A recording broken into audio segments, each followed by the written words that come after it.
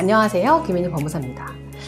개인회생을 하게 되면요, 장점이 정말 많지만 필수적으로 겪게 되는 불편함이 있습니다. 이게 모르고 그 불편함을 겪게 되면 그 불편함이 더 크게 느껴지기 때문에 어떤 게 가장 불편함으로 느끼실까 생각을 해서 영상을 만들어 봤습니다. 좀 시간 순서대로 말씀을 드려보면요, 일단 첫 번째, 여러분들이 이제 개인회생을 신청하실 때 가장 먼저 하는 게 이제 부채증명서 발급이잖아요. 부채증명서는 뭐 은행이나 카드사로부터 내가 그 대출금, 채무가 있는 그 채권자한테 직접 채무가 얼마인지 서류를 받는 건데, 예를 들어서 오늘 날짜 기준으로 원금이 얼마 남았고, 이자는 얼마가 발생했고, 지연이자는 또 얼마고, 이런 것들이 이제 1원 단위까지 정확하게 확인을 해볼 수 있는 그런 서류인 거죠.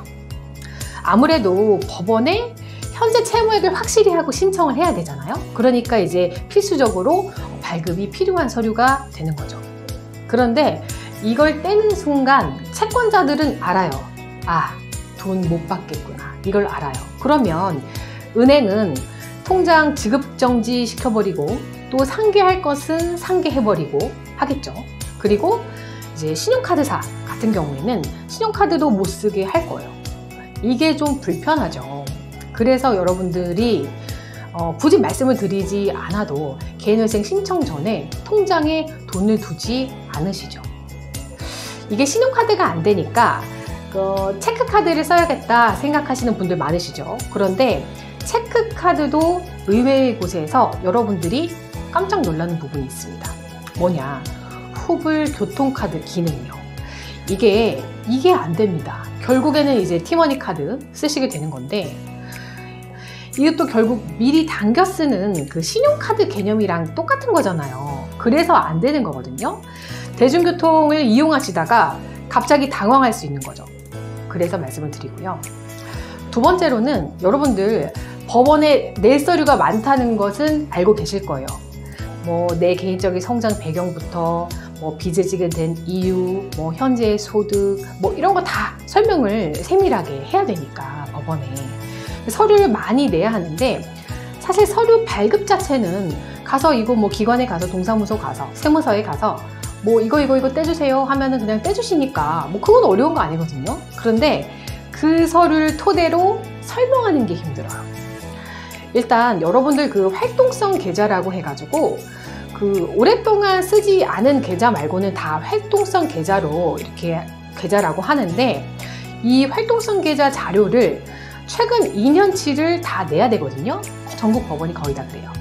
근데 이게 자료 많이 내야 돼요. 그 안 쓰는 통장 많으면요, 이것저것 그냥 다 떼야 되니까 그냥 안 쓰는 통장 있으면은 없애버리세요. 미리. 그냥 이거 자료 엄청 내고 힘들어집니다. 그리고 활동성 계좌 중에서도 내가 그 쓴 내역 중에 30만 원 이상 아니면 뭐 50만 원 이상 특정 금액을 이제 법원에서 지정을 해요. 그러면 그 금액에 대해서 내가 그 금액 이상 쓴 입출금 내역이 있다. 그러면 그게 어떻게 들어온 돈이고 어떻게 어디에 썼고 이거를 또 설명을 해야 된단 말이에요. 그것도 설명해야 되고, 또 신용카드도 마찬가지예요. 일정 금액 이상 쓴 금액에 대해서 또 설명을 해야 되고, 또 최근에 받은 그 대출금에 대해서도 어떻게 썼는지 또 설명을 해야 되고, 이게 물리적으로 시간을 내기가 힘들어서 힘드신 분들도 있고, 또 컴퓨터가 이제 능숙하지 않은 분들도 있거든요. 그래서 또 힘들어요. 그래서 이것도 좀 알고 계시면 좋고, 또 세 번째, 뭐가 힘들까요? 제일 힘든 거는 변제하는 거죠. 변제 금액은 사람마다 다 달라요. 뭐 30만 원 내는 사람 있고 100만 원 내는 사람 있고 다 다른데, 사실 자녀가 있거나 내가 부양해야 되는 사람이 많다. 그러면 이걸 법원에서 고려해 주기 때문에 소득이 많더라도 이 사람이 생활비가 많이 들겠다 싶으면 덜 내게 해주는 건데, 실제로 이 사람은 이제 지출이 많을 수밖에 없으니까 덜 내게 해주는 건데, 남들이 봤을 때는 그냥 적게 내는 걸로 보인단 말이에요. 근데 그 속을 보면 적게 내게 해주는 게 아니라 결국엔 똑같아요. 최저생계비로 살아야 되는 건 똑같아요. 그러니까 내가 변제금 30을 내는 사람이라 하더라도 월 100만 원 내는 사람보다 더 힘들 수도 있다는 얘기죠. 이게 정말 그 소비 습관이라는 게 자기의 어떤 형성된 그런 습관이기 때문에 정말 뼈를 깎는 노력으로 버텨야 된다. 이게 가장 큰 고통이죠. 근데 어떤 분들은 정말 대단한 게 이 최저생계비로 사는 이 기간 동안 아예 그냥 소비 습관, 그 패턴 자체를 고치시는 분들도 있더라고요. 정말 대단한 것 같아요. 그리고 네 번째, 대출이 안 된다는 거. 당연한 건데 또 그 와중에 이자놀이 하려고 뭐 대부업체 같은 데는 개시결정만 놔도 대출을 해주기도 해요. 근데 솔직히 이건 정말 건드리면 안 돼요. 이것까지 하면 안 돼요. 정상적으로 받는 대출은요, 여러분들이 3년에서 5년 변제 기간 동안 변제 잘 하시고 면책 받은 다음에 받아야 되는 거, 그게 이제 정상적인 대출이 되는 건데 어떻게든 버티셔야지 대출을 그 전부터 받아버리면 높은 확률로 개인회생 다시 신청하게 되십니다. 그리고 다섯 번째, 이제 변제 기간 인가가 나게 되면요, 집이 있는 분들은요, 그 대출 기간에서 경매로 집을 넘길 수가 있어요. 사실 그 집에 자기 혼자 살면 상관없어요. 별로 신경 안 쓰세요. 근데 가족들과 거주하는 그 집이다 보니까 그게 상당히 이제 부담스럽고 힘들게 느껴지죠. 그래서 담보권자와 협의를 해서 경매하지 못하도록 한다거나 이 협의를 반드시 해보셔야 하는데, 제가 영상 중에 어떻게든 집을 지키는 방법에 대해서 몇 가지 설명을 한 영상이 있어요. 그거를 그 영상 밑에 더보기란에요, 제가 올려놓을 거예요, 링크를. 그래서 여러분들이 참고하실 수 있는 그 영상 링크를 몇 개 걸어 놓을 테니까 여러분들이 거기서 좀 확인을 하시고요.